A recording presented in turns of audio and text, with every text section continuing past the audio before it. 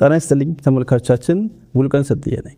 በዛሬው ዕለት የአማራ ሚዲያ ኮርፖሬሽን አሚኮ ከኢፌዴሪ ጠቅላይ ሚኒስትር ክቡር ዶክተር አብይ አህመድ ጋር ቆይታ ያደርጋል። በቆይታችን በሀገራችን ዋና ዋና ጉዳዮች በተለይ ደግሞ አማራ ክልልን የተመለከቱ ፖለቲካዊ፣ ኢኮኖሚያዊና ማህበራዊ ጉዳዮች ላይ አተኩረን ቆይታ እናደርጋለን። አብራችሁን ክቡር ጠቅላይ ሚኒስትር ጊዜዎትን አጣበው ከአማራ ሚዲያ ኮርፖሬሽን ጋር ቆይታ ለማድረግ ስለፈቀዱ ክብር ይሰማናል። እጅግ አመሰግናለሁ። እኔም ስለጋበዝከኝ እጅግ አድርጌ አመሰግናለሁ። በጣም አመሰግናለሁ። ለመግቢያ የማደርገው ጥያቄ በኢትዮጵያ ታሪክ ውስጥ የአማራና የኦሮሞ ሕዝብ አብሮ የመኖር ታሪክ እንዲሁም በሀገር ግንባታ ላይ የነበራቸውን አስተዋጽኦ እንዴት ይታያል የሚለውን ጥያቄ እንደ መግቢያ ወስጀዋለሁ። በኢትዮጵያ ውስጥ የሚኖሩ ሕዝቦች በዘመናት መካከል አብረው ሲኖሩ በብዙ መልኩ የተጋመዱ፣ የተሳሰሩ፣ የተጋቡ፣ የተዋለዱ እና በጋራ የኖሩ ናቸው ሁሉም። በተለይ ደግሞ አማራና ኦሮሞን ስትወስድ በአቀማመጣቸውና በቁጥራቸው ከፍ ስለሚሉ በኢትዮጵያ ታሪክ መለስ ብለህ እያንዳንዱን አንጓ ብትመዝን በሶስት ዋና ዋና መንገዶች በስፋት የተጋመዱ መሆናቸውን ታያለህ። አንደኛው በጋብቻ ነው። ግለሰቦች ለንግድ ለውጊያ ሲንቀሳቀሱ አንዱ ካንደኛው እያገባ የመዛመድ ልምምዳቸው ሰፊ ነው። ሁለተኛው የፖለቲካል ጋብቻ ነው። ፖለቲካው በኢትዮጵያ ታሪክ ውስጥ በነበረው ቆይታ ወንበር ለማጽናት በሚደረግ ጥረት ሰፋፊ የፖለቲካ ጋብቻዎች ተፈጽመዋል። ሶስተኛው ደግሞ ባህላዊው ጉዲፈቻ ነው። ብዙዎች በነገስታት ደረጃ የምናያቸውም ጭምር በጉዲፈቻ ምክንያት በዚህም በዚያም ወገን ሰፊ መስተጋብሮች፣ አብሮ ማደጎች፣ ባህል መጋራቶች በኦሮሞም በአማራም ህዝቦች መካከል የቆየ ልምምድ ነው። ጥቂት ምዕተ ዓመታት ወደ ኋላ መለስ ብለን የኢትዮጵያን ታሪክ ብንመለከት ለምሳሌ የሸዋ ሱልጣኔቶች የሚባለው ዘመን 350 ዓመት ገደማ ቆይቷል። የሸዋ ሱልጣኔቶች በመንግስት በፈጠሩበት ከባቢ ላይ በስፋት ኦሮሞዎች፣ አማሮች፣ አርጎባዎች፣ ጉራጌዎች፣ ሌሎችም ብሔሮች ያሉባቸው አካባቢዎች ናቸው። በዚያ 350 ዓመት ጉዞ ውስጥ ብዙ ስብጥር፣ ብዙ መጋመድ እንደነበረ መገመት ይቻላል። ኋላም የኢፋትን ሱልጣኔት ብንወስድ ከ130 ዓመት በላይ ቆይቷል። ከሸዋ እስከ ዘይላ የሚዘረጋ ሱልጣኔት ነው። በዚህ ቆይታ ውስጥ እንደዚህ ያለ ከፍተኛ የሆነ መስተጋብር እንዳለ መገመት ይቻላል። ከጎንደሪያን ፔሪድ በፊት ሰርጸ ድንግል መካከል አካባቢ ተነስቶ እስከ ምጽዋ በነበረው ዘመቻ ሰፊ ጦር ይዞ ስለሄደ በዚያ ሂደት ውስጥም ከዚህ አካባቢ ወደ ሰሜን ብዙ መዋለዶች፣ መዋሃዶች እንደነበሩ ታሪክ ይናገራል። የጎንደሪያን ፔሪድ ብቻውን ግን ወስደህ ብታይ የነዚህ ህዝቦች በዘመናት መካከል በፖለቲካል ጋብቻ እና ጉዲፈቻ የነበራቸውን ውህደት በደንብ ማየት ትችላለህ። ሱስንዮስን ብትወስድ በዚህ አካባቢ ያደገ ሰው ነው። ከዚህ ዘምቶ ነው ወደዚያ አካባቢ የነገሰው። በኋላ ከአጼ ባካፋን ብትወስድ፣ ኢዮአስን ብትወስድ ቅድም ያነሳሁት ወይም ጉዲፈቻ ወይም ጋብቻ የሚታይባቸው ነገስታት ናቸው። በነበራቸው ቆይታ ውስጥ እንደዚህ ያለ ውህደት ታይቷል። በኋላ ከጎንደሪያን ፔሪድ በኋላ የየጁ ዳይናስቲን ብትወስድ እንደዚሁ ከምዕተ ዓመት በላይ የቆየ ዳይናስቲ ነው። በዛ ውስጥም ከየጁ የተነሱ ወደ ጎንደር፣ ወደ ጎጃም ሰፊ ውህደቶች ነበሩ። በወሎ፣ ጎንደር፣ ጎጃም፣ ሸዋ መካከል ሰፊ እንቅስቃሴና መዋሃዶች እንደነበሩ ያ ታሪክ ያሳያል። ሰምተህ እንደሆን ስማቸው ጎላ ጎላ ብለው የሚነሱ ራስ አሊ ቀዳማይ፣ ራስ አሊ ካላይ፣ ራስ ጎክሳ የሚባሉ ሰዎች የነበሩባቸው ዘመኖች ማለት ነው። ከዚያም በኋላ የኦሮሞ የሚባል ዳይናስቲ በስፋት በታሪካችን ውስጥ ይነገራል። ይሄም ከ200 ዓመት በላይ የቆየ ዳይናስቲ ነው። በተለይ በደቡብ ወሎ አካባቢ እዛ በነበረው ቆይታም እንደዚሁ ወደ ሸዋም ወደ ጎንደር ጎጃምም ከፍተኛ ውህደት እንደነበር ያሳያል። በዚያ ዘመን ውስጥ ስማቸው ገኖ ከሚነሱ ሰዎች አንዷ ወርቂቱ ስሟ ጎልቶ ይነሳል። እነ ራስ ሚካኤል ስማቸው ይነሳል። በዚያ ዘመን ውስጥ የምታነበው የምትማረው ታሪክ የሚያሳየው እነዚህ ህዝቦች በስፋት አብረው ሲዘምቱ፣ አብረው ሲዋጉ፣ አብረው ሲያለሙ፣ አብረው ሲያጠፉ ተዋህደው የነበሩ ህዝቦች መሆናቸውን በደንብ ታሪካችን ይናገራል። ወደ ኋላም ወደ ቅርቡ ዘመን መተህ ለማየት ብትሞክር ዘመናዊት ኢትዮጵያን ታሪክ ያየ ሰው ከነዚህ ህዝቦች ውህደት ውጤት ውጪ ሊያት አይችልም። ሚኒሊክ ካለ ጎበና፣ ጎበና ካለ ሚኒሊክ ዘመናዊት ኢትዮጵያ መፍጠር የሚችሉበት ምንም አይነት እድል የለውም። እነዚህ ሰዎች ተዋህደው ነው የፈጠሩት።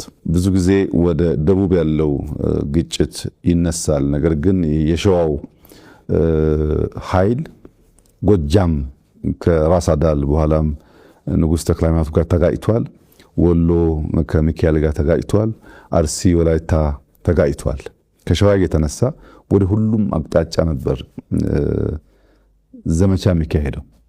ይህንን ዘመቻ የመሩ ሰዎች ንጉሱ ሚኒሊክ ቢሆኑም ጦር አዝማቹ ደግሞ ጎበና ነበሩና በውህደት የተሰራ መሆኑን በግልጽ ያሳያል።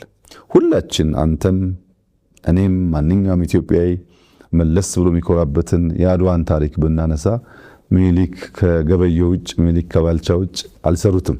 በውህደት የተሰራ የጋራ ድል ነው። በጋራ የተፋለሙበት ለአንዲት ውድ የከበረች ሀገር ዋጋ ከፍለው ለማኖር ሀገራቸውን አስቀድመው የጋራ ህልውና አስቀድመው በጋራ ዘምተው በጋራ ሞተው ያጸኑልን ያቆዩልን ሀገር እንዳለ ያሳያል። በህዝቦች ደረጃም እንኳን ብትወስድ እንደ ማህበረሰብ አርሶ አደሮች በፊውዳል ስርዓት ላይ ማመፅን ብትሰማ የጎጃም ገበሬዎች አመፅ ትልና የባሌ ገበሬዎች አመፅ ሲባል ትሰማለህ። እና እስከ በኋላ ድረስ ባለው ታሪክ ውስጥ እነዚህ ሁለት ህዝቦች ለዘመናት አብረው ሲዘምቱ፣ ሲጋቡ፣ ሲነግዱ፣ ሲኖሩ በብዙ ሲዋሃዱ የኖሩ መሆናቸውን የኢትዮጵያ ታሪክ በግልጽ ያስቀምጣል። በእርግጥ ይህ ባህሪ በሁለቱ ብሔር ላይ ብቻ የተወሰነ አይደለም። ብዙዎቹ ላይ እንደዚህ አይነት የመዋሃድ እና አብሮ የመኖር ልምምዶች በስፋት ኢትዮጵያ ውስጥ አሉ። በጣም ጥሩ። ወደ ሁለተኛው ነጥቤ ልለፍ። ክቡር ጠቅላይ ሚኒስትር፣ እንግዲህ የአማራ ክልል ሁኔታ ስናየው በአጭር ጊዜ እንኳን ከለውጡ በፊትና ለውጡ ከመጣ በኋላ ብለን መክፈል እንችላለንና የአማራ ክልል ሁኔታ በእነዚህ የሁለት ምዕራፎች እንዴት ነው የሚገለጸው የሚል ጥያቄ ማንሳት ፈልጋለሁ። ከዚህኛው ለውጥ ቀደም ብሎ ኢትዮጵያ ውስጥ በተደረጉ ለውጦች የአማራ ህዝብ እንደማንኛውም የኢትዮጵያ ህዝብ ለውጥ እንዲመጣ፣ የፖለቲካ ስሪታችን እንዲሻሻል፣ የኢኮኖሚክ ጉዞአችን እንዲፋጠን፣ ህዝቦችን ያቀፈ እንዲሆን ትግል ሲያደርግ ነበር። 66ቱን ለውጥ ብትመለከት እዛ ውስጥ የራሱ የሆነ ሚና ተጫውቷል። የ83ቱን ለውጥ ብትወስድ እንዲሁ ጎላ ያለ ሚና ተጫውቷል። የ2010ሩን ብትወስድ የአማራ ህዝብ እንደማንኛውም የኢትዮጵያ ህዝብ ለውጥ መጥቶ ለመሻሻል ለማደግ ከፍተኛ ተጋድሎ ማድረጉን ታሪክ ይናገራል። ከለውጥ ማግስት የነበረው ጉዞ የአማራ ህዝብ ወይ መላው የኢትዮጵያ ህዝብ ማለት ይቻላል በከፍተኛ ተስፋ የተሞላበት፣ ሁለት እጁን ዘርግቶ ለውጡን የተቀበለበት፣ በዚያ ለውጥ እሰራለሁ፣ አተርፋለሁ፣ አገር አጸናለሁ የሚል ህልም በብዙ የሚታይበት የሚገለጥበት ሁኔታ ነበረ። በእርግጥ በ2010 የመጣው ለውጥ በቅርብ ስለሆነ ሁሉም ሰው እንደሚያስታውሰው ከዚያ ቀደም በነበረው የፖለቲካና የኢኮኖሚ ስሪት ኢትዮጵያ ውስጥ የመዘጋት፣ የመታፈን፣ የመታሸግ ምልክቶች ነበሩ። አንድ ሰው ረዘም ላለ ጊዜ ከቤቱ ወጥቶ ወደ ራሱ ቤት ቢመለስ ያ ቤት ተዘግቶ የቆየ እንደሆነ ልክ በሩን ከፍቶ ሲገባ ቤቱ ሳፎኬትድ ይሆናል፣ ያፍናል፣ ይሸታል። የመጀመሪያው ስራው መስኮት ከፋፍቶ ንጹህ አየር እንዲገባ ቤቱ እንዲናፈስ ማድረግ ነው። ያንን መናፈስ ሳታደርግ እንደ ከዚህ ቀደሙ ቤትህ ውስጥ የለመድከውን የኑሮ ዘይ መቀጠል አትችልም። የኛም ፖለቲካ ያ ሁኔታ ነበረው። ትንሽ ፖለቲካውም ኢኮኖሚውም ታፍኖ ተዘግቶ ስለቆየ ከፈትፈት አድርጎ ማናፈስ ይፈልግ ነበር። በዚያ በነበረ ሁኔታ መቀጠል ስለማይቻል እንደ ለውጡ እንደመጣ መስኮቶቻችን ከፋፈትን። እነዚያ መስኮቶች ከእስር ቤት ሊሆን ይችላል፣ ከውጭ ሀገር ሊሆን ይችላል፣ የፖለቲካ ዝንባሌ የማይታይባቸው ሰዎች የፖለቲካ ስብዕና መላበሳቸው ሊሆን ይችላል። ብዙ አይነት ሰዎች በዚያ መከፋፈት ውስጥ በፖለቲካ አውድ ውስጥ ለመሳተፍ ሙከራ አድርገዋል። እንግዲህ አንድ ሰው የተዘጋ ቤቱን ፍሬሽ ኤር ለማስገባት መስኮት ሲከፍትና ለማናፈስ ሲሞክር ንጹህ አየር ብቻ አይደለም ወደ ቤቱ የሚገባው። አብሮት ትንኞች ይገባሉ፣ ቢምቢዎች ይገባሉ። ቢምቢ በሳይዟ በጣም ትንሽ ናት። ነገር ግን ተኝተህ የቢምቢን ድምፅ ሰምተህ ከሆነ መተኛት አትችልም። ያቺ ትንሿ ጥንጥየዋ ቢምቢ ባላት ድምፅ ታውካለች፣ ትቀሰቅሳለች። አንዱ ዝቅተኛ ጉዳቷ እንዳተኛ ማወክ ነው። ሁለተኛውና ከዛ የሚከፋው ግን አንተን በመንደፍ ደምህን መምጠጥ ነው። ደምህን መጣ ግን አትተውም፣ በሽታም ልታመጣብህ ትችላለች። እንደዚህ ያለው ሁኔታ በኢትዮጵያ ፖለቲካል አውድ ውስጥ ተፈጥሯል። በማናፈስ ውስጥ ተቀላቅለው የገቡ ቢምቢዎች አሉ፣ ከፍተኛ ድምፅ በማሰማት ለማወክ የሚሞክሩ፣ ከዚያም ሲያልፍ የኢትዮጵያን ብሔራዊ ጥቅም ለመናደፍ የኢትዮጵያን ሕልውና ለመገዳደር ከሚፈልጉ ኃይሎች ጋር እስከ መሰለፍ የሚሄድ ዝንባሌ ያሳዩ። በዚያ መከፈት ምክንያት መድረክ አግኝተው ሁኔታው ከተስፋ ትንሽ ጨለምለም ደንገዝገዝ ወዳለ ሁኔታ፣ ስጋት ወዳከለበት ሁኔታ እንዲገባ ለማድረግ እየሞከሩ ኃይሎች አሉ።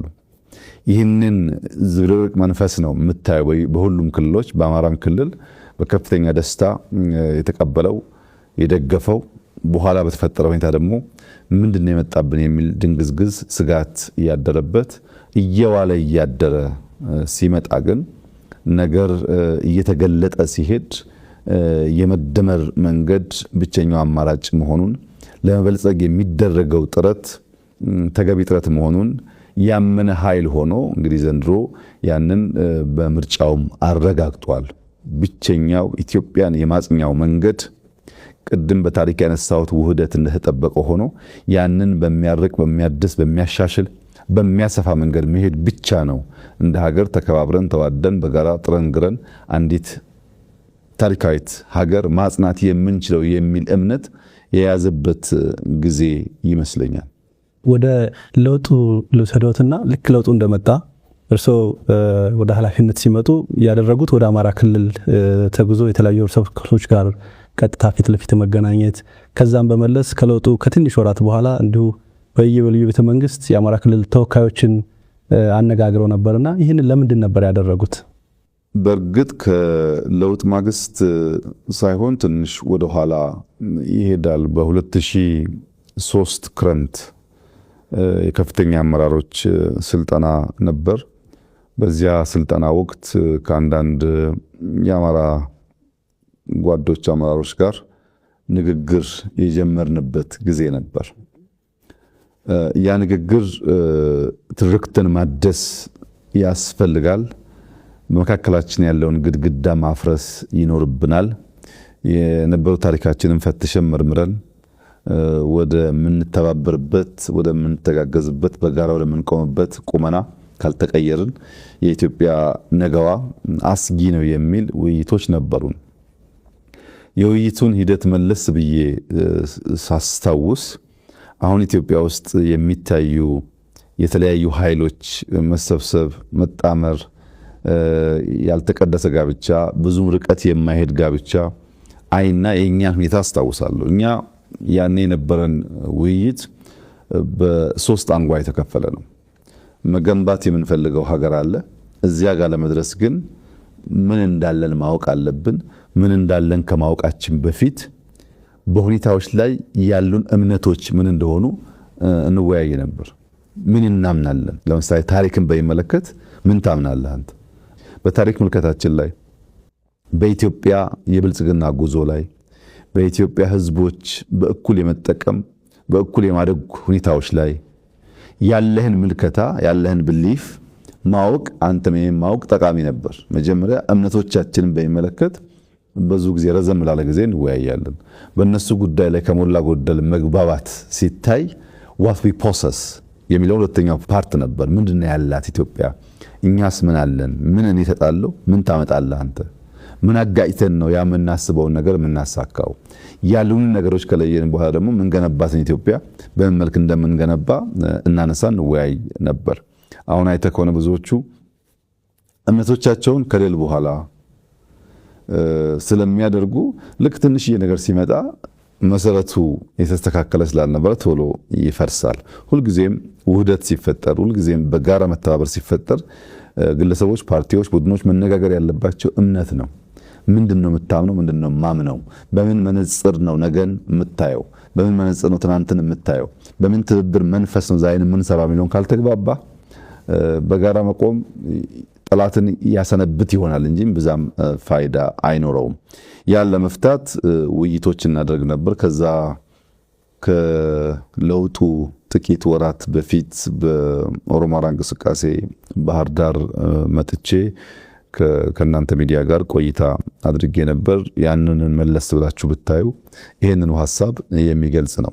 የሁለቱን ህዝቦች በጋራ ለዘመናት መኖር፣ አሁንም በትብብር መንፈስ መስራት ኢትዮጵያን ለመታደግ ያለውን ፋይዳ በጉልህ የሚያሳይ ነበር። ያ የኦሮማራ እንቅስቃሴ የተፈለገ የተወደደ አልነበረም። እንደምታስታውሱት ብዙ የሚጠላ እንቅስቃሴ፣ ብዙ አታክ የነበረበት እንቅስቃሴ ነው የነበረው። ከዛ እንቅስቃሴ በኋላ የለውጥ ፍላጎት ልክ እንደ በልግ ዝናብ ምንም ድምፅ ሳያሰማ በሚመጣበት ሰዓት ነገሮች ሁሉ ፈጣን ነበሩ። ያንን ባክግራውንድ ይዞ ነው ወደ ለውጡ ጉዳይ የገባ ነው ማለት ነው። የእንቅስቃሴ ዋነኛ ምክንያት ለውጥ ሲደረግ የህዝብን የልብ ትርታ በበቂ ደረጃ መገንዘብ ካልተቻለ ረዘም ላለ ጊዜ ለውጥን መምራት አይቻልም። ምንድነው እኔም አስበዋለሁ፣ ጓደኞቼ የሚያስቡት አለ፣ የምናቀውና የገባን ነገር አለ። ግን ያልገቡን ነገሮች ደግሞ እንደዚሁ ሊኖሩ ስለሚችሉ የሰውን ጥያቄ፣ አስተያየት፣ እምነት እኛ ረዘም ላለ ጊዜ ስንወያይባቸው የነበሩትን ጉዳዮች ማሱ እንዴት እንደሚያያቸው ለመገንዘብ የመጀመሪያው ስራ በየቀጠናው ሄዶ የህዝቡን የልብ ትርታ ማድመጥ ነበር እና የመጀመሪያ ጉዞ የአማራ ክልል ወደ ጎንደር ነበር። እንደሚታወሰው ጎንደር ከለውጥ ቀንዲሎች አንዷ ናት። የኦሮሞ ደም የኔም ደም ነው ብሎ የተነሱ ወጣቶች የታዩበት፣ ታሪኳን መለስ ብላ ለማየት የቻለች፣ በህዝቦች መካከል ያለውን ውህደት ያየች ከተማ ነበረች። በእርግጥ የኦሮሞ ደም የኔም ደም ነው የሚለው አባባል መፈክር ብቻ አይደለም፣ ትክክለኛ ነው። ጎንደር ውስጥ በስፋት የኦሮሞ ደም አለ።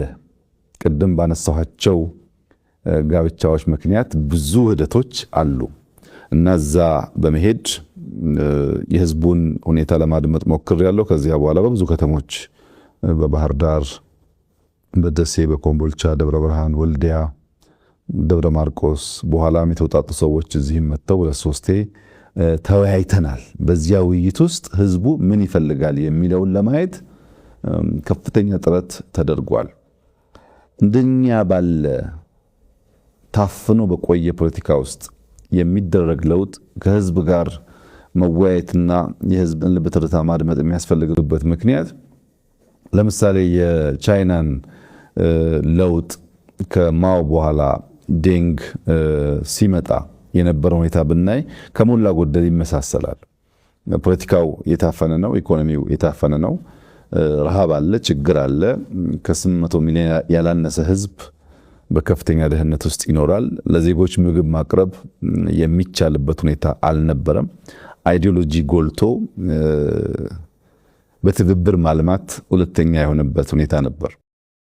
ይህን ጉዳይ ለመፍታት ዴንግ እንደመጣ ያደረገው ኢኮኖሚውን መከፋፈት ነበር። በኮሙኒዝም በሶሻሊዝም ያለውን እሳቤ ጥሶ ከሌሎች ከዚህ ቀደም ኢምፔሪያሊስቶች ብሏቸው ከሚጠሏቸው ኃይሎች ጋርም በትብብር ለመስራት ነበር የወሰነው። ዴንግ የመጀመሪያው የሶሻሊስት ካምፕ እና የቻይና መሪ አሜሪካን የጎበኘ ነው። አሜሪካንን ጎብኝቶ በትብብር እንስራ የሚል ጥያቄ ነበረው። ያን መከፋፈት ሲጀምር ግን ጉዳዩ አልጋ ባልጋ አልነበረም። ብዙም ገንዘብ ስላልነበረ ከዛ በፊት ብዙዎች እግረኞች ነበሩ። ባለ ሳይክል ለመሆን ባለ ሞተር ሳይክል ለመሆን ነገር ሲከፋፈት በዚያው ልክ ኮራፕሽን በጣም ተስፋፋ። ኮራፕሽን ብቻ ሳይሆን ኢንፍሌሽንም በጣም አደገ። ኢንፍሌሽን እና ኮራፕሽን ደግሞ ማስን የሚያስመርር ጉዳይ ነው። ያን ሃንድል ለማድረግ ያን ለመፍታት ጥረት በሚያደርጉበት ሰዓት ነበር ወጣቶቹ የፖለቲካል እንቅስቃሴ ያደረጉት። የፖለቲካል እንቅስቃሴው መንስኤ ደግሞ ምንድነው? ኢኮኖሚያችን ኢምፔሪያሊስት ካልናቸው ትናንት ከጠላናቸው ሰዎች ጋር የሚቀላቀል የሚከፈት ከሆነ ፖለቲካችን ቢከፈት እንዳለበት፣ ፖለቲካችን ልክ እንደነሱ ዴሞክራሲ ይሁን፣ ልክ እንደነሱ ምርጫ ይኑረን የሚል ጥያቄ ነበረ። ይሄ ጥያቄ እንዲህ በቀላሉ ምላሽ የሚያገኝ አልነበረም። ደም አፋሷል። ምክንያቱም በነዴንግ እምነት ጠንካራ መንግስት፣ ዲሲፕሊንድ ፓርቲ፣ ረዘም ላለ ጊዜ የሚጸና መንግስት ካልፈጠርን በቀር ቻይና ውስጥ ያለውን ችግር አንፈታም የሚል እምነት ነበራቸው። በርካታው ሰው በደህንነት ውስጥ ስላለ ኢኮኖሚክ ኦፕን አፑን እንጂ ፖለቲካል ኦፕን አፑን አይቀበሉም። ተማሪው ግን ኢኮኖሚን ከፍታችሁ ኢንፍሌሽንና ኮራፕሽን ከመጣ ፖለቲካውን ክፈቱት የሚል ጥያቄ ነበረው። ያን ለመከላከል ነበር ወደ ደም መፋሰስ የገቡት። በእኛ ሁኔታ አስቸጋሪ የሆነው ነገር ኢኮኖሚክ ኦፕን አፕ አድርገን ፖለቲካውን ብንተው ወይም ፖለቲካል ኦፕን አፕ አድርገን ኢኮኖሚ ብንተው ኢትዮጵያ ውስጥ ያለውን ሁኔታ መቀየር አንችልም።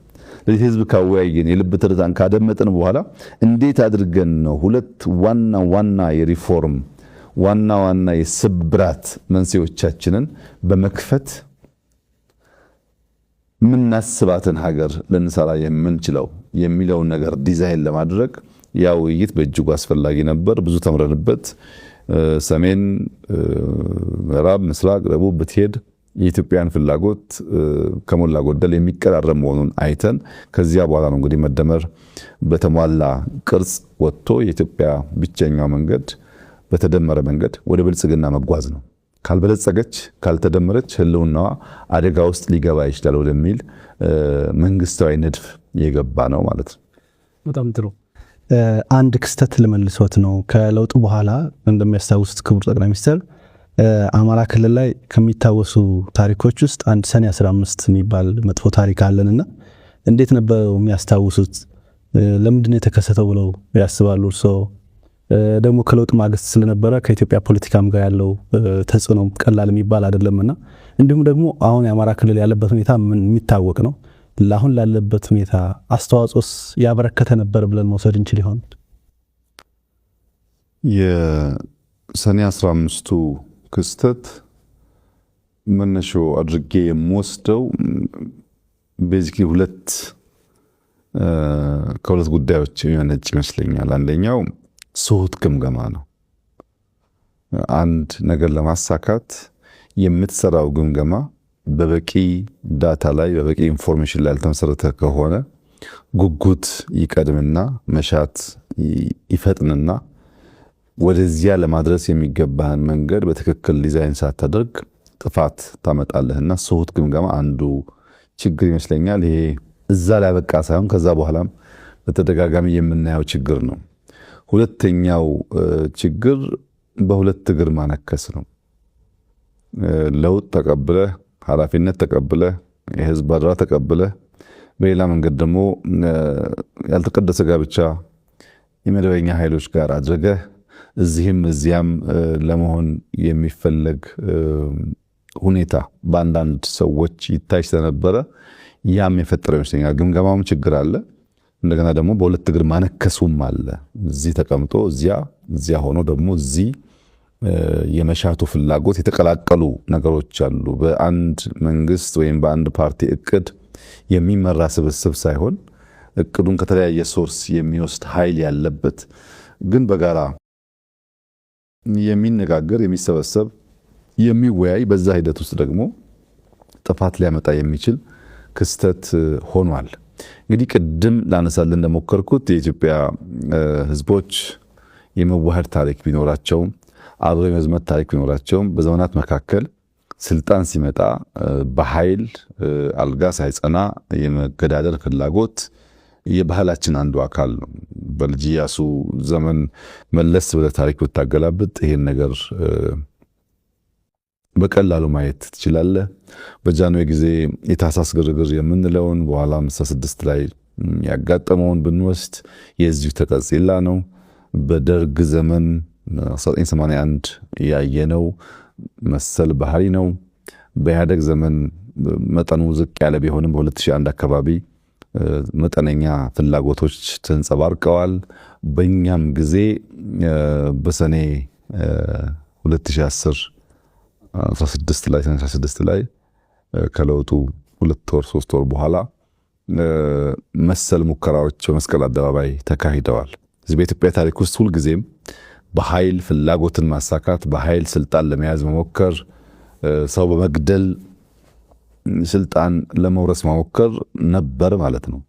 የሰኔ 15ቱን ከነዚህ ከላይ ከዘረዘርኳቸው ክስተቶች ለየት የሚያደርገው በክልል ደረጃ በከተማ ደረጃ ዝቅ ብሎ ለመፈጸም የተሞከረ ሙከራ ነው።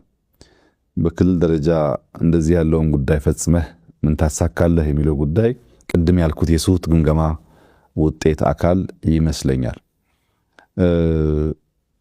እንዴት ታስታውሰዋለህ? እንዴት ይታወሳል ላልከው የታሪካችን የጠባሳችን አካል አድርጌ ነው የማስታውሰው። በሶስት መንገድ ጠባሳ ጥሎብን አልፏል። አንደኛው ባጣናቸው ግለሰቦች የለውጥ ኃይል የቼንጅ ኤጀንትስ የሚባሉ በለውጥ ውስጥ ከፍተኛ ሚና ያላቸውን ሰዎች ያሳጣ ክስተት ነው። ለምሳሌ ዶክተር አምባቸውን ብትወስድ 2003 ጀምሮ ንግግር እናደርግ ነበር ካልኩ ሰዎች አንዱ ነው። አምባቸው በዚያ ጊዜ በነበረን ውይይት ከፍተኛ ጉጉት ነበረው ለለውጥ። ግን እምነቶቻችንን ምንድነው ያሉን፣ እንዴት እናሳካቸዋለን፣ መቼ እናሳካቸዋለን የሚለውን ነገር ለመወያየት ከ2003 በኋላ አማራ ክልል እያለ ተደጋጋሚ ሲመጣ እንገናኝ ነበር። በኋላ ሁለታችንም የካቢኔ አባላት ሆነን በደንብ እየተገናኘን እንወያይ ነበር። ዝም ብሎ ኦቨርናይት የተፈጠረ ነገር አይደለም። ብዙ ምክክሮች፣ ውይይቶች፣ የተለያዩ ሰዎች በውስጥ እያቀፉ መሄዶች ነበሩበት።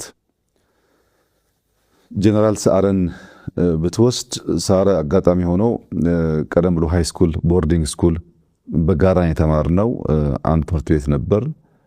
ትምህርት ቤቱ ደግሞ ቦርዲንግ ስለነበረ ቀንም ማታም የመገናኘት እድል ነበረን። ረዘም ያለ ጊዜ ትውውቃለን። በኢትዮ ኤርትራ ጦርነትም ከዚያም በኋላ ባሉ አጋጣሚዎች አልፎ አልፎ የመገናኘት የመነጋገር ልምዶች ነበሩን፣ ቅርብ ነበረን። ለውጡ ሊመጣ ጥቂት ጊዜ ሲቀረው የለውጡ ዋዜማ ገደማም በተደጋጋሚ እንገናኝ ነበር።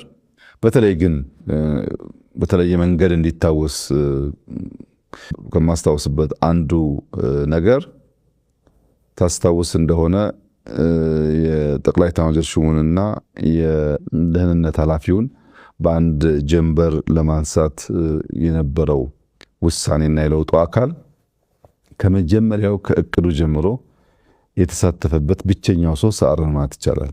ብዙ ሰው ጉዳዩን አያውቀውም። ሰዓረ በእቅዱም በሂደቱም ተሳትፎ ነበረው። በዚያ ደረጃ ለቼንጅ ኤጀንት የሚታመን ሰው ነበር ማለት ነው። ሌሎቹንም ብታነሳቸው እነመግባሩ በዚያ ደረጃ ይታያሉ። በቅርበት ከኔ ጋር የሰሩት እነዚህ ቢሆኑም በዚያ ጊዜ ያጣናቸው ሰዎች ለለውጥ ኤጀንት ሆኖ ማገልገል የሚችሉ ቢቆዩ ብዙ የሚያበረክቱ ሰዎች ናቸው። አንዱ ጠባሳ ይሄ ነው። ሁለተኛው በኢትዮጵያ ፖለቲካል ትምምን ውስጥ የፈጠረው ጠባሳ ነው። ፖለቲካል ትረስት በጣም እንዲቀዘቅዝ አድርጓል። በሰዎች መካከል፣ በቡድኖች መካከል አብረህ እየኖርክ አብረህ እየሰራህ አብረህ እየተሰበሰብክ የመተማመን ዝንባሌው በእጅጉ እንዲቀንስ አድርጓል። ያም በጣም መጥፎ ጠባሳ ነው።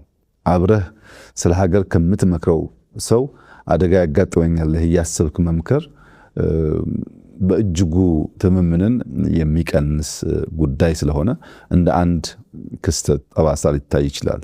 ሶስተኛው ባህል ነው። የኢትዮጵያን የፖለቲካል ባህል አበላሽቶታል። ቀድሞ የነበረ ነው፣ ያን አስቀጥሏል። ከንግግር ከውይይት ይልቅ በመሳሪያ በጉልበት ግለሰቦችን በማፈን በመግደል ስልጣን ማረጋገጥ መጎናጸፍ ለመሞከር ያለው ልምምድ የሚያስቀር መሆን ሲገባው የሚያስቀጥል መሆኑ በሶስተኛ ደረጃ በጠባሳነት አየዋለሁ። ክስተቱ ይበልጥ የሚያሳዝነው እና አሁንም ቆም ብለን ማየት የሚገባን ገዳይም ሟችም ሁለቱንም ኃይሎች በጀግንነት ያወሳ የፖለቲካል ዲስኮርስ የታየበት ነው። ይሄ በኢትዮጵያ ታሪክ ውስጥ እስካሁን ያለንበት ውጥንቅጥ ታሪክን እንዳለ አስቀምጦ ከመልካሙ ከስህተቱ መማር ሲገባ ታሪክን እየመረጥክ ታሪክን እያንሻፈፍክ ታሪክን በፈለከው መንገድ አድርጎ የማቆየቱ ጉዳይ አሁን ላለንበት አጠቃላይ ውጥንቅጥ ዋናው መሰረት የዚያ የትርክት ስብራት ጉዳይ ነው። አሁን እዚህ እንደዋዛ በብሔርተኝነት ስሜት በአውራጃዊነት ስሜት ታሪኩን አንሻፈን ብንጽፍ ብንናገር ነገ ልጆቻችን ዋጋ ሊከፍሉበት የሚችሉ ጉዳይ እንደሆነ ማሰብ አለመቻል ደግሞ ያሳዝነኛል። ይሄ ጉዳይ እንዳለ ታሪኩን አስቀምጠህ ከተቀመጠው ታሪክ ተነስተህ በሚኖር ትንተና የፈለከውን ነገር ወደ ቀኝ ወደ ግራ ወስደህ መማር ትችላለህ። ታሪኩን ማዛባት ግን እምብዛም ጠቃሚ አይደለም። ዛሬ ብቻ ሳይሆን ነገም ዋጋ ያስከፍላል፣ ትውልድ ዋጋ ይከፍልበታል። እኛ በህይወት እያለን የምናቀውን ጉዳይ በተንሸዋረረ ታሪክ አረዳድ ተረድተን የምናስቀምጥ ከሆነ እኛ በማንኖርበት ሰዓት የሚኖረው ትውልድ ደግሞ እንዴት አድርጎ እንደሚወስደው አሁን ባለው የኢትዮጵያ ታሪክ መመልከት ትችላለህ። አሁን ያለው የኢትዮጵያ ታሪክ የዚህ የተንሸዋረረ የፖለቲካል ኢንትሪግ ውጤት ነው። አብዛኛው ታሪክን እንዳለ በትክክለኛው መንገድ ማስቀመጥ ሳይሆን አዛብተን በማስቀመጣችን ምክንያት የሚፈጠር ችግር ነው። ከዚያም ሻገር ሲል የፖለቲካ ሴራ ተንታኞች መጠቀሚያም ሆኗል። ታስታውስ ከሆነ እለቱ ቅዳሜ ነበር፣ ዊኬንድ ነበር። ማምሻ ላይ ነበረ ይሄ ጉዳይ የተፈጠረው እና እኔ እዚህ ቢሮ ቆይቼ ከቢሮ ስወጣ መረጃ የሰማሁት እና ለሚዲያ ምን ነገር አለበት የሚል ሐሳብ መጥቶ የሚዲያ አካላት ይጠሩ ብለን ፋና፣ ኢቢሲ፣ አሚኮ ተጠርተው ነበር። የሰጠሁበትን ቦታ እስከዛሬ አስታውሰዋለሁ እኔ። ነገር ግን ፋናና ኢቢሲ ምናልባትም ዊኬንድ ስለሆነ ምሽትም ስለነበረ ስንጠራቸው በዚያ ፍጥነት አልመጡልንም። አሚኮ ግን ጎረቤት ነው፣ እዚያ 4 ኪሎ ነው መስሪያ ቤቱ። መኪናም ላያስፈልገው ይችላል እዚሁ ስለሆነ ልክ ጥሪው ሲደረግ ወዲያው አሚኮ መጣ። አሚኮ መጥቶ የተወሰነ ደቂቃ ጠበቅን እነዚያ ቢደርሱ ብለን ዘገዩብን እና መጨረሻ የመጣው ሐሳብ ምንም እኮ ችግር የለውም አሚኮ ወስዶ ለሁሉም ሊያከፋፍል ስለሚችል ለአሚኮ ይሰጥ ተብሎ ምሽት ላይ ነው እኔ ቤት ነው ለአሚኮ ሰጠሁኝ። በኋላ ግን ባህር ዳር ላይ ሆኖ መግለጫ ሰጠው ወደሚል የሴራ ትንታኔ ተቀይሯል። እንደዚህ ያለው ከእውነት የተፋታ ለዛሬም ለነገም የማይበጅ ውስጥህ እያወቀ የሚሸነገር የሚዋሽ ነገር ጥፋት ብቻ ነው የሚያመጣውና ያ ክስተት ከመነሾ የሚሳካ ነው። ከመነሾ አንድ ግብ የሚያሟላ ነው ባትልም እንደ ጥቁር ጠባሳ የሚወሰድ መጥፎ ክስተት ነው ብዬ ነው የማየው። አመሰግናለሁ ክቡር ጠቅላይ ሚኒስትር። ወደ ሌላ ነጥብ ልውሰድዎት። ለውጡ እንደመጣ ሁሉም ኢትዮጵያዊ እንደገለጹት በተስፋ ለውጡን በከፍተኛ ሁኔታ ሲደግፍ ነበረ። ከዚህ ህብረተሰብ ክፍል አንዱ ደግሞ በውጭ የሚኖሩት ትውልደ ኢትዮጵያና ኢትዮጵያውያን የምንላቸው ወይም ደግሞ ዲያስፖራ የምንለው የህብረተሰብ ክፍልም የለውጡ ደጋፊ ነበረ በዛን ወቅት እንደሚታወሰውና ከለውጡ ከተወሰነ ጊዜ በኋላ የአማራ ተወላጅ የሆኑ ዲያስፖራዎች እንደገና ለውጡን አንዳንድ ዲያስፖራዎች ለውጡን ተቃውመዋልና የዚህ መንስኤው ምንድን ነው ብለው ያስባሉ? በቀጣይስ ምን አይነት አማራጭ ቢከተሉ ነው የሚጠቅመው ብለው ነው የሚያስቡት? ለውጡን በመደገፍ እና ባለመደገፍ ጎራ የመቀያየሩ ጉዳይ በአማራ ዲያስፖራ የሚወሰን አይደለም። በሁሉም ዲያስፖራዎች የሚታይ ነው። በውጭ ሀገርም ብቻ የሚወሰን አይደለም። በሀገር ውስጥም ያ ነገር ሊያጋጥም ይችላል። ሰዎች በተለያየ ምክንያት ጎራቸውን ይቀያይራሉ። እኔ የሚመስለኝ በሶስት ዋና ምክንያቶች ጎራ መቀያየሮች ያጋጠሙ ይመስለኛል። አንደኛው የተሳሳተ ስሌት የነበራቸው ግለሰቦች ናቸው። ልክ ለውጡ ሲመጣ አንተ ባህር ዳር ተቀምጠህ የሆነ ጉዳይ ጽፈህ ሊሆን ይችላል፣ ተናግረህ ሊሆን ይችላል። እኔ እዚህ አዲስ አበባ ሆኜ የሆነ ነገር አድርጌ ሊሆን ይችላል። አንዱ ናይሮቢ ሆኖ የሆነ ነገር አድርጎ ሊሆን ይችላል። ሁሉም ሰው ይሄን ለውጥ የጀመርኩት ያመጣሁት ያዋለድኩት እኔ ነኝ ብሎ አምኗል። ብዙ ግለሰቦች ያሉበት ሁኔታ አጠቃላይ ለውጡን መርቶ ከአንድ ጫፍ ለማድረስ የሚያስችል አለመሆኑ በግልጽ የሚታይ ቢሆንም ግን አምነዋል። ሰዎቹ እኔ ነኝ የዚህ ለውጥ ባለቤት፣ እኔ ታስሬ፣ እኔ አገር ተሰድጄ፣ እኔ እንደዚህ ሆኜ ያመጣሁት ይሄን ለውጥ እና ይሄ የመጣው ለውጥ እኔ በማስበው መንገድ መሄድ አለበት። ከተቻለ ምነክስ፣ ካልተቻለ ደግሞ ማነክስ መሆን አለብኝ የሚል እምነት ያመኑ ሰዎች የተጋባባቸው ግለሰቦች ነበሩ። እነዚህ ግለሰቦች ለውጡ የብዙ ሰዎች ጥረት፣ ብዙዎች ዋጋ የከፈሉበት፣ በብዙ ድካም የመጣ እነዚያን ሰዎች በማስተባበር የሚመራ እንጂ የግለሰቦች ፍላጎት ለማሳካት የሚፈጸም አለመሆኑን ሲረዱ ሞክረው ሲያቅታቸው አውቶማቲካሊ የጎራ ለውጥ አሳይተዋል። መጀመሪያ ሮጦ መምጣት፣ ለመቀላቀል መሞከር፣ እንደፈለጉት ነገር እንደሚሄድ ማሰብ ሁኔታ ነበራቸው። ያ አልሆነም። አንድን ለውጥ በራስ መመዘኛ በራስ መነጽር ብቻ ማየት ስትጀምር የሌሎችን ማድመጥ ሲሳነ ይሄ ችግር ያጋጥማል። እኛ ለውጡ መጥቶ በህግ ስልጣን ከያዘን በኋላ የኛ እምነትና እውቀት በቂ አይደለም፣ የህዝቡን ልብ ትርታ ማድመጥ አለብን፣ ህዝቡ እንደሚያስብ ማወቅ አለብን ብለን ያደረግነው ሙከራ እንኳን አይተው ትምህርት አለመውሰድ ማለት ነው። ሁለተኛው የጎራ መደበላለቅ የሚታየው ለርካሽ ዓላማ የሚቃወሙ ሰዎች ናቸው። ከዩቱብ ንግድ ጋር የሚያያዝ ወይም በአንዳንድ ሀገራት አሳይለም ለመጠየቅ ጥገኝነት ለመጠየቅ መደረግ ሙከራ መቃረን፣ መሳደብ፣ ማንቋሸሽ ብቸኛ መንገድ ነው የሚያስቡ ሰዎችም እንዲሁ አሉ። ይሄን የምታየው አንዳንድ ሰዎች በጣም ያንቋሽሹ ሲሳደብና ኢትዮጵያ ሲመጡ እኛ እኮ እንዲህ ያልመሰለንም፣ ሀገር ተቀይሯል፣ ብዙ ለውጥ ነው ያለው፣ በደንብ አልነገራችሁንም፣ በጣም እንደተጸጸቱ ሰዎች ሆነው ይቀርባሉ።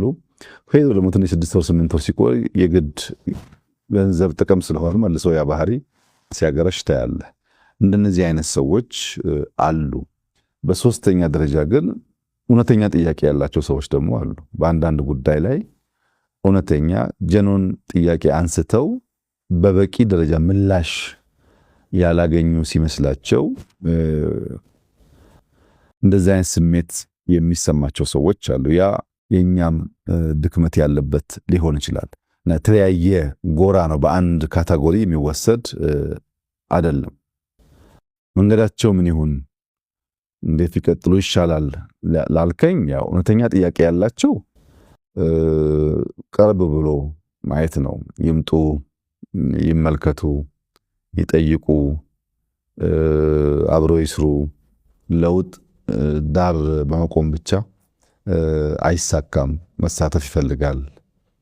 ወንዝን ለመሻገር አብሮ መዋኘት እንጂ ውሃውን ዝም ብለህ ብትወቅሰው አይበጅም፣ አይጠቅምም። ስለዚህ ኑ አብረን እንዋኝ። በዋና ውስጥ በጣም ብዙ ፈተና ይኖራል።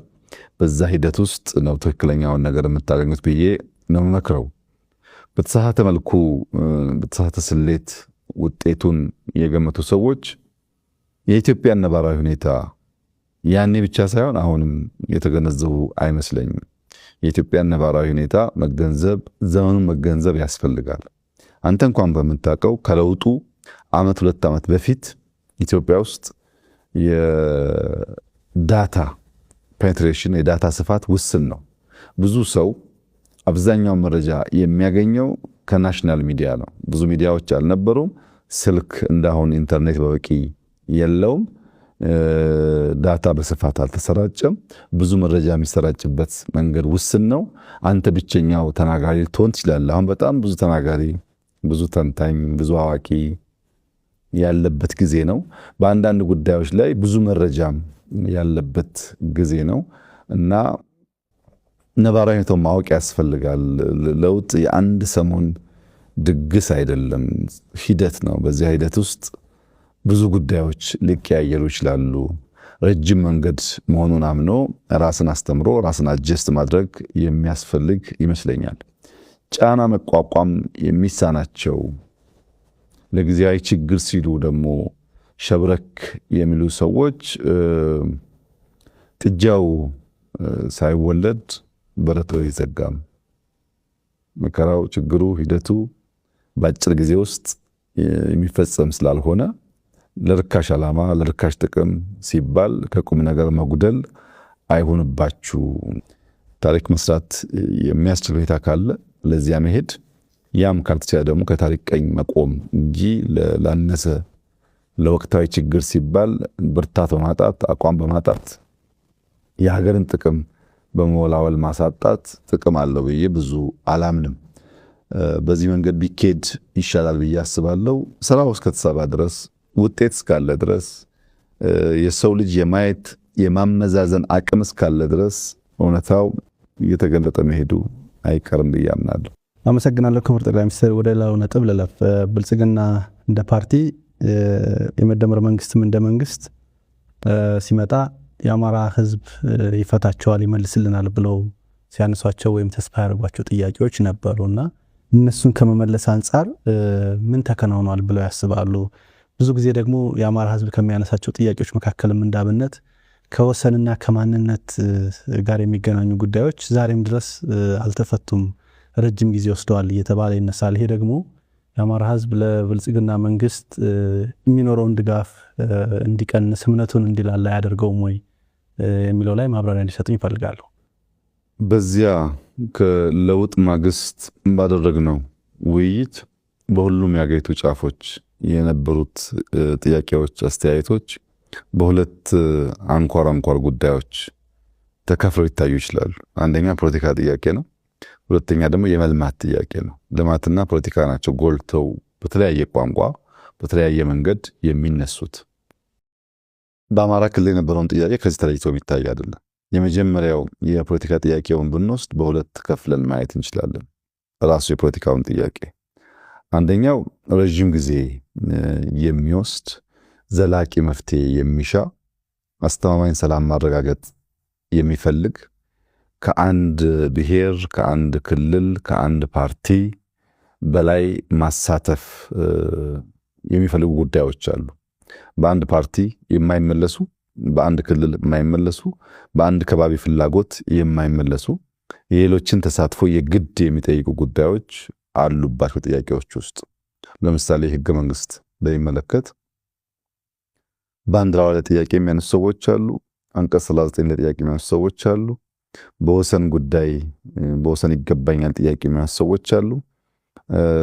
እንደነዚህ ያሉ ጥያቄዎች ሙሉ እይታን ዘላቂ ሰላም የሚያረጋግጡ ምላሽን ማምጣት ይጠይቃሉ።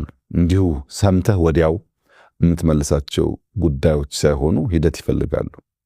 ለዚያ ረዘም ላለ ጊዜ እንግዲህ በውይይት እንደቆየን ይታወቃል።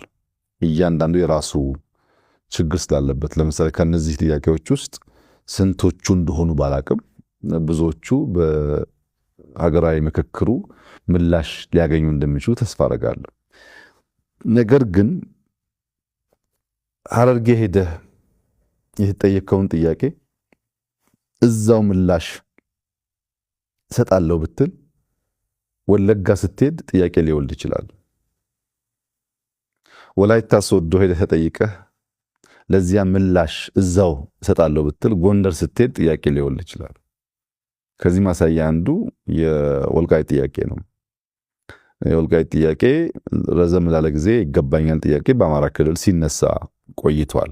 ይህንን ጉዳይ ሁለቱም ክልል ህዝቦች ያሳተፈ ያወያየ በህገ መንግስቱ መሰረት በሪፍረንደም የተረጋገጠ ለዘላቂ ሰላም መነሾ የሚሆን ካልሆነ እድል አግኝቻለሁና አሁን ላፈላልግ ብትን ሲቀየር ይበላሻል። ለምሳሌ ከዚህ ቀደም የፌዴራል ክልል ስሪት ሲሰራ በህዝቦች ውይይት ቢሆን ያ ነገር የተፈጸመው ለረጅም ጊዜ ጥያቄ ሆኖ አይቀጥልም ነበር። ያን ስህተት የሚደግም ነገር ነው አሁን ስለሚመች እናርገው የሚል ጥያቄ የሚነሳበት መንገድ ውይይት ይፈልጋል። ስፔሲፊካሊ የወልቃይትን ጉዳይ ብትወስድ በትግራይ በኩል ያለው ጥያቄ ፌዴራል መንግስት ስርዓት ውስጥ በትግራይ ክልል ይተዳደር ነበር። በጦርነቱ ምክንያት ነው ያንን ቦታ ያጣ ነው። አሁን ደግሞ ለአማራ ህዝብ ህልውና እንታገላለን የሚሉ ኃይሎች ሁሉ ውሰዱት፣ አብረናችሁ እንዋጋለን፣ ይገባችኋል ያሉን ነው። እየከለከለን ያለው የፌዴራል መንግስት ነው። የፌዴራል መንግስት ከዚህ ጉዳይ ራሱን ቢያወጣ እኛ በማንኛውም መንገድ በኃይልም ይሁን በሰላም ቦታችንን እናስመልሳለን። እንቅፋት የሆነብን የፌዴራል መንግስት ነው እንጂ ለዚህ ህዝብ የሚታገሉ ወገኖችም ጭምር ለዚህ ህዝብ እንታገላለን ባዮች ጭምር እንድንወስድ ፈቅደው የዚያ ትግል ተባባሪና አጋር ሆነዋል። እናንተ ናችሁ እንቅፋቱ ይላሉ። ወደ አማራ ክልል ደግሞ ስትመጣ ከጦርነት በኋላ በፌዴራል መንግስት ውክልና የሚተዳደረው የወልቃይት ክልል በህግ አግባብ በተሟላ መንገድ ወደ አማራ ክልል መመለስ ሲገባው የፌዴራል ክልል መንግስት አልመለሰም ብሎ ያስባሉ። ሁለቱም ጋር ጥያቄ አለ ማለት ነው። ይሄንን ጥያቄ የምንፈታው አንዱን ወገን በማስደሰት ለአንዱ ወገን ምላሽ በመስጠት አንዱን ከጥያቄው ጋር እንዲቆይ ብናደርገው ዘላቂ ሰላም አያመጣም። የጊዜ ጉዳይ እንጂ መልሶ ግጭት ይፈጥራል። መልሶ ግጭት የሚፈጥርን ነገር ለአጭር ጊዜ እፎይታ፣ ለአጭር ጊዜ ደስታ መመለስ ደግሞ የመደመር መንግስት ፕሪንሲፕል አይደለም። የኛ አንደኛው ፕሪንሲፕል ሚዛናዊነት ነው። ሁለተኛው ሙሉ እይታ ነው። በምንወስናቸው ውሳኔዎች ዘላቂ ሰላም፣ ዘላቂ ልማት፣ ዘላቂ አብሮነትን የማያረጋግጥ የአጭር ጊዜ ድል ከሆነ ታይም ቦምብ ነው። ነገርን ለጊዜው ያዳፍናል እንጂ ከናካቴው አያጠፋውም ብለን ስለምናስብ አንመርጠውም። መንገዱን ጊዜ ወስዶ ተወያይተን ተመካክረን ህግን ስርዓትን ተከትለን የህዝቦችን ተሳትፎ አረጋግጠን ብንወስን ግን ለዘላቂው ሰላም ሊያረጋግጥ ይችላል የሚል እምነት ስላለን አብዛኛው በኢንክሉሲቭ ናሽናል ዲያሎጉ 4 ዓመት የፈጀ ሂደት ነው። ብዙ ሺህ ሰዎች የሚሳተፉበት ነው። አሁን እኔን ካነጋገርኩ በኋላ ራንደምሊ ሄደህ አንዱን ከሰሜን አንዱን ከምስራቅ አንዱን ከደቡብ ብታነጋግር በዚህ መድረክ መገኘቴ ብቻ ከበቂ በላይ ነው ይሉሃል። በጣም ብዙ ነገሮች ይነሳሉ፣ ብዙ ቅሬታዎች ይነሳሉ። አንዱ ያንደኛውን ጥያቄና በሽታ ያደምጣል። በዚያ መንገድ ነው ኢትዮጵያ የምትሰራው፣ በውይይት በንግግር በትዕግስት ነውና ከአማራ ክልል ጥያቄ አንጻር ከበፊቱ የከፋ ነገር አሁን አለ ብሎ ለመውሰድ ያስቸግራል። በፊት የአማራ ክልል ወልቃይት ወደሚለው አካባቢ መጓዝ አይችልም። ዛሬ ቢያንስ መሄድ ይችላል፣ ሰው መጠየቅ ይችላል። እንደው በህግ ተጠቅሎ የአማራ ክልል ነው ባይባልም ለመንቀሳቀስ የሚከለክል ነገር የለም። ሌላው ደግሞ በምክክር በውይይት ትግራይንም አሳትፈን እነሱም የኛው ወገኖች ናቸው፣ ኢትዮጵያውያን ናቸው። እነሱም በሚያስከፋ መንገድ የምንፈጽመው ነገር ጥቅም የለውም ብሎ ማመን ያለበት የአማራ ክልል ማህበረሰብ በዛም በዚህም ያለው የተዋሃደ ቅድም እንዳልኩት የተዋለደ በብዙ ጉዳይ ውስጥ አብሮ ያለፈ ህዝብ ነውና ሁለቱንም ህዝብ በሚያሳምን በውይይት በምክክር ዊን ዊን አፕሮች ብንከተል ዘላቂ ሰላም ያረጋግጣል። ከዛ ውጭ ያለው መፍትሄ ለአማራም አይጠቅምም፣ ለኢትዮጵያም አይጠቅምም፣ ለትግራይም አይጠቅምም ብለው የመደመር መንግስት በጽኑ ያምናል። ነገር ግን ከረጅም ጊዜ ምላሽ ከሚሹ ባሻገር ያሉ በአጭሩ ፓርቲው መንግስት መመለስ የሚገባቸውን ብዙ ፖለቲካል ጥያቄዎች ግን ምላሽ አግኝተዋል። ለምሳሌ በፓርቲ ውስጥ እኩል ተሳትፎ አልነበረም። አንደኛ ባለቤትና ጎረቤት ነበር። ኢትዮጵያውያን ከፊሉ ባለቤት ከፊሉ ጎረቤት ወይም አጋር ተብሎ የተከፈለበት ሁኔታ ነበረ። ባለቤት ከተባሉትም ደግሞ ሃይራርኪ ነበራቸው። ዴሞክራሲን በሚያሳይ መንገድ ባለቤትነታቸው የሚያረጋግጥ ነገር አልነበረም። ለምሳሌ ፓርላማ ውስጥ ኦሮሞ፣ አማራ በቁጥራቸው ምክንያት በርከት ያለ ወንበር ቢኖራቸውም በፓርቲ ውስጥ ግን ኦሮሞም፣ አማራም፣ ትግሬም እኩል ወንበር ነበራቸው። እኩል ወንበር ነበራቸው ማለት መንግስቱን የሚመራው ፓርቲ ነው። ፓርቲ ውስጥ የማጆሪቲ ሩል ማይኖሪቲ ራይትስ የሚባለው የዲሞክራቲክ ፋውንዴሽን መሰረቱ እሳቤው አልነበረም። ቲፒኤልኤፍ 9 ሰው አለው፣ ኦህዴድ 9 ሰው አለው። እነዚህ ሰዎች በኩል ድምፅ ነው ወስነው ያ ውሳኔ ወደ ፓርላማ የሚፈጸመው። ይሄ ተሳትፎን የተዛባ ያደርገዋል፣ መስተካከል ነበረበት የሚል ጥያቄ ነበር። ሪጂናል ኦቶኖሚ ክልሎች ከፌዴራል መንግስት በህግ ከተሰጠው ስልጣን ባሻገር ጣልቃ ሳይገባባቸው በነፃነት ልማታቸውን፣ ሰላማቸውን፣ ፖለቲካቸውን እንዲያራምዱ መፍቀድ ላይ እንደሚታወቀው ውስንነት ነበር። ያንን መመለስ ብዙ የሌሎችን ክልሎች ተሳትፎ ሳይፈልግ ራሱ መንግስት ራሱ ፓርቲ መወሰን መቀየር ይችላል። በፌዴራል መንግስት አካታችነትን በሚመለከት ኢሹዎች ነበሩ። በቁልፍ ተቋማት ውክልናችን ለምሳሌ አየር መንገድ ወስደህ፣ ቴሌኮም ወስደህ፣ ሜቴክ ወስደህ፣ እንደዚህ ገንዘብ ያለባቸው ሺፒንግ ላይንስ ወስደህ የሚታየው ካቢኔ ብቻ ሳይሆን ሌሎችም አካባቢዎች ላይ የነበረው ውክልና አሳታፊ አካታች አልነበረም የሚል ስሞታ ቅሬታ ነበር። ያለ መፍታት ብዙ ርቀት ተኪዷል። መጥፎ ትርክቶች አሉ። አንደኛው እንደ ገዢ፣ እንደ ጨፍጫፊ፣ እንደ አጥፊ የሚወስድ ትርክት አለ። ይሄ ደግሞ በዘላቂነት ኢትዮጵያን እያጠፋ እየከፋፈለ ነውና ትርክት ማድረቅ አለብን፣ ማስተካከል አለብን የሚል ጥያቄ ነበር። እሱን ለመፍታትም የውስጥ ውይይት የመንግስት ውሳኔ በቂ ስለነበረ ማድረግ ተችሏል። ሌሎች የፖለቲካ ኃይሎች ወይም አመለካከት ያላቸው ፓርቲዎች በመንግስት ስርዓት ውስጥ ማሳተፍ፣ ኢንክሉሲቭ መሆን ችግር አለ፣ አሸንፍ ያለውና በቃ እኔው ብቻ ነኝ የማስተዳድረው የሚል እሳቤዎች ኢትዮጵያ ውስጥ አሉ። ያም ጎጂ ነው የሚል ነገር ነበር። እንደምታስታውሱት በካቢኔያችን የሚፎካከሩ ፓርቲዎች ገብተው በጋራ ነው ባለፉት 5 ዓመታት ሀገር የመራ ነው። ያም በቂ አይደለም። በፓርላማ ውስጥ ተሳትፎ ያንሳል። ይሁነን ብለን ሌሎች ኃይሎች እንዲሳተፉ መልቀቅ አለብን፣ ማሳተፍ አለብን የሚል ምናልባት ኤክሰፕሽናል የሆነ ውሳኔ አሁን እንደ ዋዛ ብናየው ነገ ደግሞ ማግኘታችንን እናያለን። አንድ ሁለተኛ ደግሞ እስካሁን ባለን ታሪክም በሌሎች ሀገራት ታሪክም ብንወስድ ሊመረጥ የሚችል ገዢ ፓርቲ ግድ የለም ሌሎች የሚሳተፉበትን እድል ልፍጠር ብሎ ማድረግ ላይ ውስንነት ነበር። እኛ ዘንድሮ አድርገነዋል። እንግዲህ በፓርላማ፣ በካቢኔ፣ በፓርቲ፣ በክልል ኦቶኖሚ ትርክትን በማድረቅ ኢንክሉሲቭ መንግስት በመመስረት ሀገርኛ እሳቤዎች ላይ መሰረት ያደረገ መንግስት በመመስረት ረገድ ምንም ልታወዳደር አትችልም። ለምሳሌ አብዮታዊ ዲሞክራሲ ስለ መከላከያ ያለው እሳቤ፣ አብዮታዊ ዲሞክራሲ ስለ ህዝቦች ያለው እሳቤ፣ አብዮታዊ ዲሞክራሲ ስለ መንግስት ያለው እሳቤና የመደመር መንግስት ያለው እሳቤ ለየቅል ነው፣ አይገናኝም። የመደመር መንግስት መነሾ ቢያንስ 4 ኢትዮጵያ ውስጥ የምናውቃቸውን መሰረታዊ እምነቶች፣ ልምምዶች፣ ባህሎች እንደ መነሾ ይወስዳል። አንደኛው ቅኔ ነው። ቅኔ ኢትዮጵያ ውስጥ አንድ ሰው በሰምና በወርቅ በግልጥ ሊትራሊ በሚተረጎምና በማይተረጎም መንገድ የሚናገርበት ቋንቋ ነው። ምስጢር አዘል ቋንቋ ነው። ያን ምስጢር አዘል ቋንቋ የማይረዳ መንግስት ከሆነ ከህዝብ ጋር ሊግባባ አይችልም።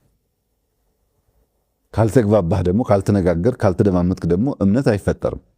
ህዝብህን ለማድመጥ የኢትዮጵያ ህዝብ የሚናገርበት ዘዬ፣ ልምምድ፣ ባህል ሌሎች ሀገሮች ከምናውቀው ለየት ይላል። ቅኔ የሚባል በሁለት መንገድ የሚተረጎም ልምምድ አለው። ይህንን እንደ አንድ የኮሚኒኬሽን ብሪጅ አድርጎ ይወስዳል የመደመር መንግስት። ሁለተኛው የተበተኑ ሀብቶች አሉ። ፍራጃይል የሆኑ እውቀቶች፣ የሰው ኃይል ካፒታል አለ። ይህን ሰብስቤ ይህንን ደምሬ አንድ አዲስ ነገር እንዲከሰት ኢመርጅ እንዲያደርግ እሰራለሁ የሚል መንግስት ነው። ይህን የመሰብሰብ የመደመር ዝንባሌ ደግሞ ደቦ ከሚባል ከኢትዮጵያ አርሶ አደሮች ልምምድ እንደ አንድ ፋውንዴሽን ይወስደዋል። ደቦ ማለት እርሻ ደርሶብኛል፣ ተባብረን እንረስ፣ አብራችሁን የኔን ስራ ስሩልኝ የሚል የኢትዮጵያ ልምምድ ነው። ይሄ ለኛ ለምናስበው እሳቤ በእጅጉ ያግዛል። ሶስተኛው በታሪካችን ውስጥ ቅድም እንዳነሳሁት በየጊዜው ግጭቶች አሉ። ሰላማዊ ጉዞ ብቻ አይደለም ያለው። የእምነት፣ የብሔር፣ የመሬት ይገባኛል፣ የተለያየ ስልጣን ይገባኛል ግጭቶች ነበሩ። እነዚህን ግጭቶች እየፈታ ያቆየበት መንገድ የሪኮንሲሌሽን ካልቸራችን ሽምግልና፣ ካሳ፣ እርቅ፣ ይቅርታ የሚባሉ ነገሮች አሉት። ይህንንም እንደ አንድ ፋውንዴሽን የመደመር መንግስት ይወስዳል። በሀገራችን እኮ ድል በሀብት አለ፣ ሽምግልና የሚባል እርቅ አለ፣ ይቅርታ አለ፣ ካሳ አለ። ይህንን እንደ መሰረት በወስደው በውስጥ ያሉትን ቅራኔዎች ለመፍታት ያግዘኛል። ደቦ ተሰብስቤ ለመስራት፣ ቅኔው ከህዝብ ለመደማመጥ። ግን ይሄ በመጀመሪያው ሌየር ላይ ፈርስቲር ላይ ያለው የሀገር ግንባታ መንገድ ብቻውን በቂ አይደለም። ኢንስቲትዩሽን ግንባታ ደግሞ ያስፈልጋል። ለኢንስቲትዩሽን ግንባታ ደግሞ ገዳን እንደ መሰረት ይወስዳል። ገዳ ለብዙ መቶ ዓመታት ብዙ አይነት ጥቃት እየደረሰበት ከልጅ ልጅ ሲወራረስ የቆየ መንግስታዊ ስርዓት ነው። ይሄ መንግስታዊ ስርዓት የስልጣን ገደብ የሚያረጋግጥ፣ ግልጽ የስልጣን ክፍፍል የሚያረጋግጥ፣ አንተም መስራት ያለብን እኔ ማድረግ ያለብኝን ያኛው ማድረግ ያለበትን በግልጽ የሚያስቀምጥ፣ የስልጣን አወራረስ ሂደቱ ሰላማዊ መሆን ብቻ ሳይሆን ሰው የማዘጋጀት ሂደቱም ከፍተኛ ልምድ ይገኝበታል። ይህን ተቋማዊ ልምድ ደግሞ እንደ አንድ መሰረት እንወስዳለን። ለተቋም ገዳን ብንወስድ፣ ለኮሚኒኬሽን ቅኔን ብንወስድ፣ ለሪኮንሲሌሽን ሽምግልናን ብንወስድ፣ አብሮ ተባብሮ ለመስራት ደግሞ ደቦን ብንወስድ አብዛኛው ጉዳዮቻችን ምላሽ ያገኛሉ ብሎ ነው የመደመር መንግስት ከሀገርኛ ብሂል፣ እውቀት፣ ካልቸር የመነጨ ለኛ በቂ ምላሽ መሆን የሚችል እሳቤ ላይ ቆሞ የመንግስት ስሪቱን የነደፈው እና በእንደዚህ ያለው ጉዳይ በጣም ትላልቅ ምላሾች ተሰጥተዋል። ሌላው ደግሞ እኛ ምን መልሰው ልጆቻችን የሚመልሱት ጉዳይ ሊኖር ይችላል። ሁሉም ነገር በአንድ ጀንበር ስለማይመለስ አንዳንዱን በትዕግስት ማየት ለአማራም ለሌሎችም ህዝቦች አስፈላጊ ጉዳይ ይመስለኛል።